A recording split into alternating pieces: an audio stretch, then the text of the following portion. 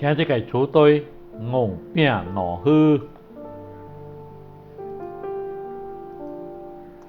請咱來讀這個經文馬可福音6章37節，咱就開聲來讀。耶穌回答說：你們給他們吃吧。門徒說：我們可以去買20兩銀子的餅給他們吃嗎？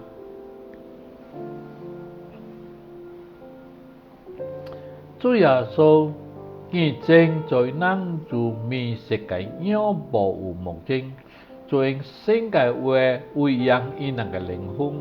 主也睇顧咱身體嘅需要，吩咐門徒可以能吃。門徒真命就生出來，這個工人一年嘅工資，才能夠買到應該食物，經營這些做嘅人。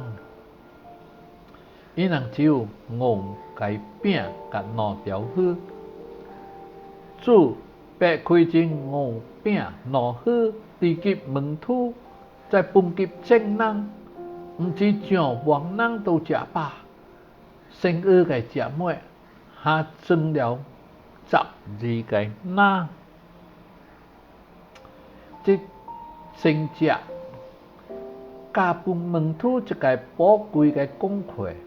門徒會在家己完全無能力經營空前嘅需要，但只要伊人肯把家己所有嘅交奉主，主就滿足咱嘅需要。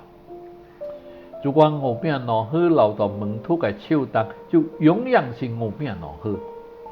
但保羅講：我們有這寶貝放到下去，要顯明這莫大的能力是出於神，不是出於我們。來到哥林多後書4章7節，咱免用擔心咱家己有限，只要依靠神，把家己向前做使用。當咱把平凡無水嘅生命甲能力奉獻奉主，伊就能祝福使用，使主經做嘅人得福。你較肯向上你家己嘅命甲好，成為全部人嘅祝福呢？請咱再來讀這段嘅經文，馬可福音6章37節，再開聲來讀。耶穌回答說：你們給他們吃吧。門徒說：我們可以去買20兩銀子的餅給他們吃嗎？請咱來默想這段經文，然後咱就各自祈禱。